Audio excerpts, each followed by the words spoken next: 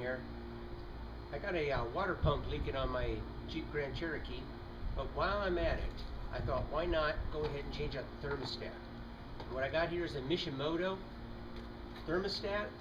It is a 180 degree, they call their high performance thermostat. So I'll show you how to change that out. And this would be the same if you're just replacing it with a stock 196 degree one. So just like that, it's got this cute little stem on it. Looks just like that. I don't know what that's all about, but hopefully make this thing run just a little bit cooler. So thought I'd give this a try, see if it makes any difference at all. Alright, let's get started. Okay, we're up here under the radiator, and this is on the left side of the vehicle here. I got the drain petcock. Now you see the vinyl hose I got here. I just put that on there. I'll show you how well that works. So you just open up the valve.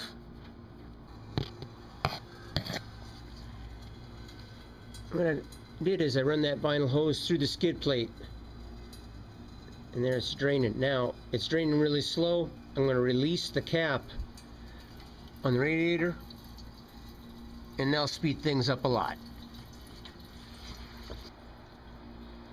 You want to definitely do this on a cold vehicle.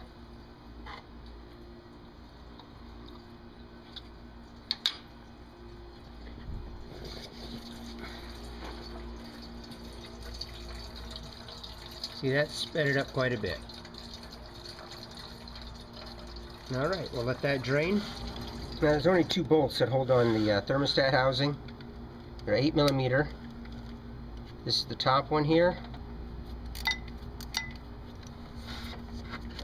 So you understand where it's at. Got the AC pump up here. Of course I do have the water pump removed right here. Right now because I'm changing that out. But right down here is your thermostat housing on the lower right side of the car.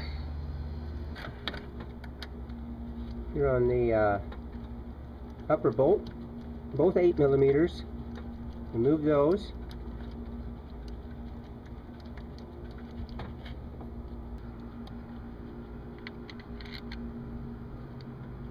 And then right down here by your transmission lines is the bottom bolt.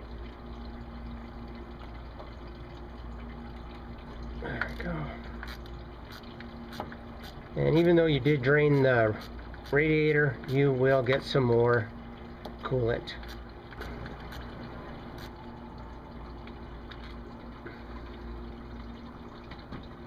And be ready for some coolant to come out of there. See there?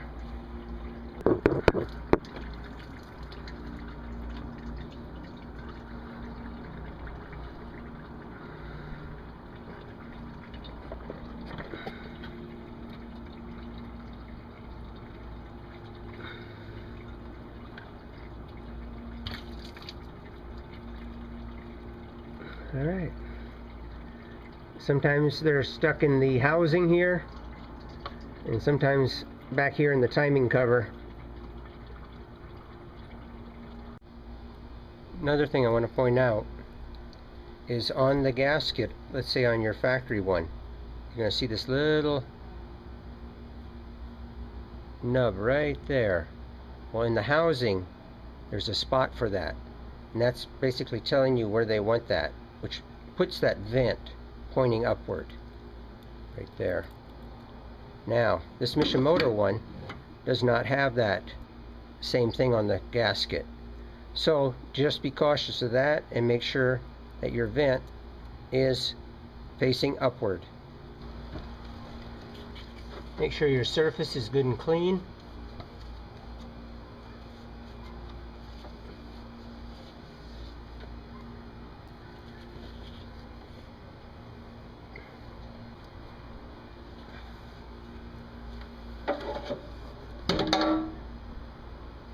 Place your thermostat into the housing.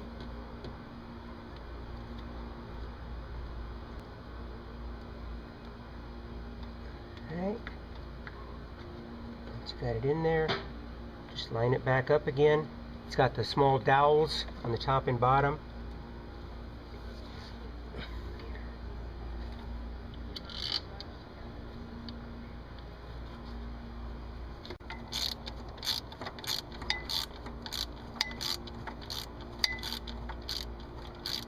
Okay, after you get both bolts snugged up, then go ahead and torque them down. You just got to get them to where it's tight. It doesn't really have a torque spec, because all you're doing is squashing down the O-ring flush to the mating surface there. Alright, before refilling, we have a vent right here. Go ahead and remove that. It uses an Allen. I believe it's an 8mm Allen.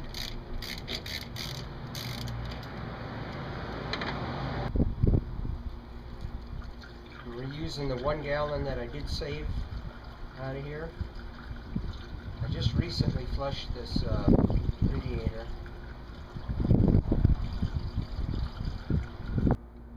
Alright, I did use what I did drain out of the vehicle, since I did do a flush on the vehicle not too long ago, and then I lost some fluid as well, so I went ahead and got me another gallon of the appropriate coolant, because you don't want to use what you're not supposed to use in this vehicle. It does take a specific coolant, and that would be this one, or the one that you can get at your Chrysler dealership.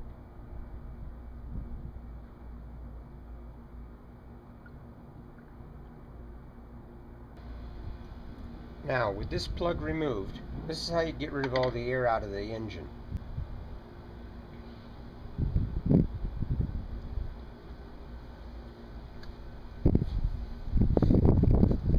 Now, if you saw that the coolant started coming out.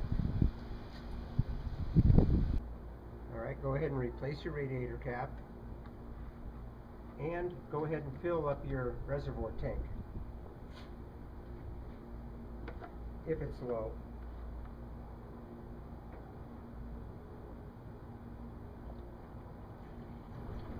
Now once you got this filled up, the cap is on, and we still got that plug off. We're going to go ahead and fire it up, and we're going to work the air out of the system.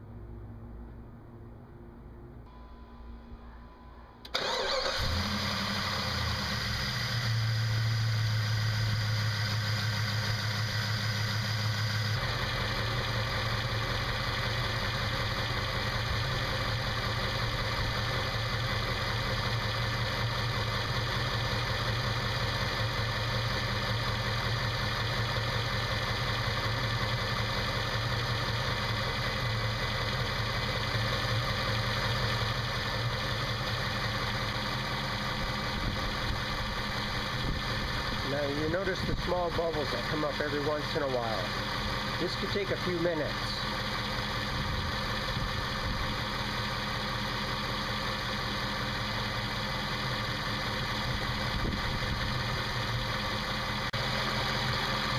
And once you feel confident you got all the air out, go ahead and screw the plug in.